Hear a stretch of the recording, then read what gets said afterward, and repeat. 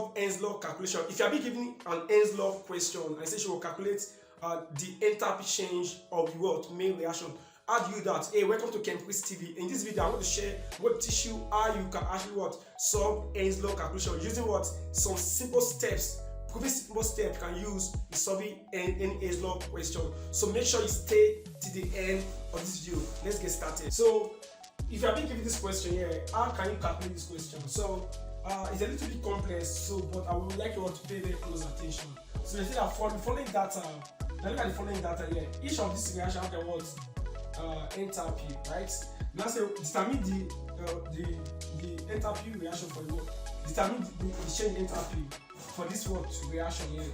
So this is called the Hess Law what constant heat of what summation. That is, I'm going to sum, like I'm going to what add all these reactions together to give me what this what very last one here. So I'm going to look for what the data H of this guy.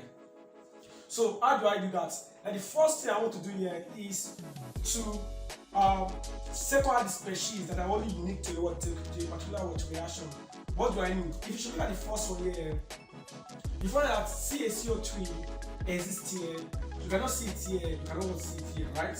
So that because it's only unique to what to this particular reaction, like it's only found in the first reaction. Not the what second what at. It's okay. Likewise, what CO2.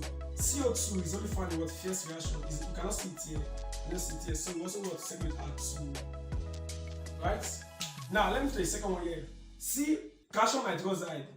Now you cannot settle it out because it exists here, it also exists here, so you're going to leave it. Right? But Ca2 plus it only exists at what in the second reaction. You cannot see it here, you cannot see it here. So you will settle it out. Right? The same thing with this guy here. The hydroxide. Now you cannot see it here, you cannot see it here, you cannot see it here. Now but you see CaO, calcium oxide, is here and it's also what's here, so you leave it alone. Same to this guy here, but what only exists here. You get? So now the first is the what secular species that are only unique to what a particular what reaction, right? So the next what we'll do now is to compare this one with what main equation and focus on the one I actually taken at and make what necessary what adjustments. Now what do I mean? If I compare my first equation with what my given what equation, like my main equation, what do I mean? CaCO3 is on what reactant side here, but CaCO3 is what is on the product side here. What about CO2? CO2 is on the product side in the what given equation, but in the main equation, CO2 is what is on the reactant side. So what am I going to do here? I'm going to what reverse this equation. Now the main reason why I'm going to reverse this equation because so that CaCO3 will be on the product side and CO2 will be on the reactant side to balance with this guy. Now the consequence of doing that, now this one will not change to the opposite sign because this is going to be positive because this is positive. Now going to change to the negative when I'm reversing. So if I should reverse my first equation, what am I going to do? I'm going to have CaO solid plus what CO2 gas giving you what CaCO3, right? Right, so my data H here is going to be what? Minus 178.1 kilojoules per watt per mole. Right? So I'll make what the adjustment in what first one here. Then this other one here. Now in the second equation here, what will happen here? Ca2 plus is what on the product side, and Ca2 plus is what on the what product side. On the what? On the reactant side. Can you see that? So because here is what is on the product side and here is what on the reactant side. Now what am I going to do here? I'm going to reverse it. If I reverse it, I've actually what adjust this one also because 2OH minus is what is on the product side here, but here is what is on the reactant side. So I'm going to reverse the second what equation, just like we have done here, right? So if I should do that here, I have what Ca2 plus aqueous plus what 2OH what minus aqueous, then giving you what CaOH what 2 solid. The delta H is what? Delta H is what? Now remember when I reverse, you're gonna to do what? Plus what? 16.2 kilojoules per watt. right? So now this is what I'm going to get here. The next is this guy here, right? Now H2O is on the reactant side, but H2O is on the lubricant side here. So I'm going to reverse. So when I reverse, what am I going to get? I'm going to have CaOH what? 2 solid. Then I have what? CaO solid plus what? H2O liquid. Remember that H is what? Delta H is what? Minus 6.5 the what? 3 kilojoules per watt.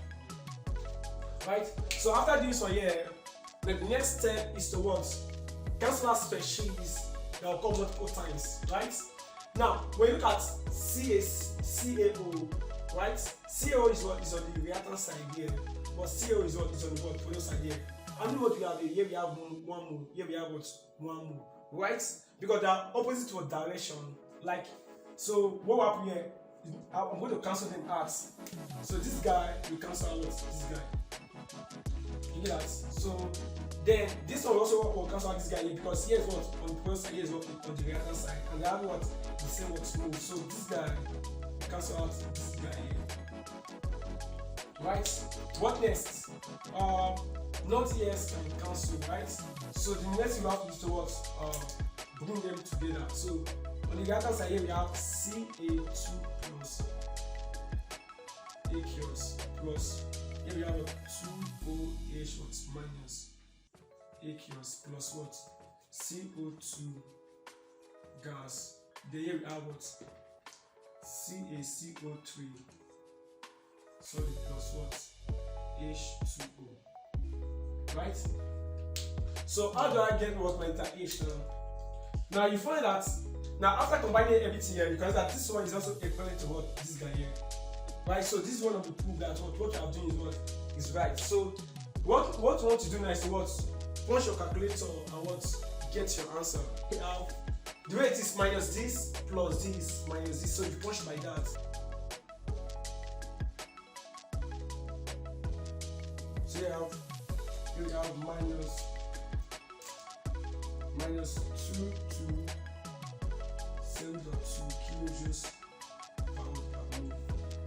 So this is the only question I want to do in this video, but I want to solve more questions in our future videos. So go through this stuff here and master what the procedure, right? So if you are not subscribed to the channel, please do that. Hit the subscribe button so that I don't go to miss the next video, right?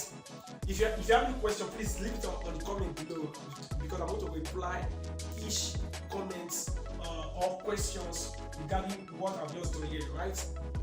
See you in the next video.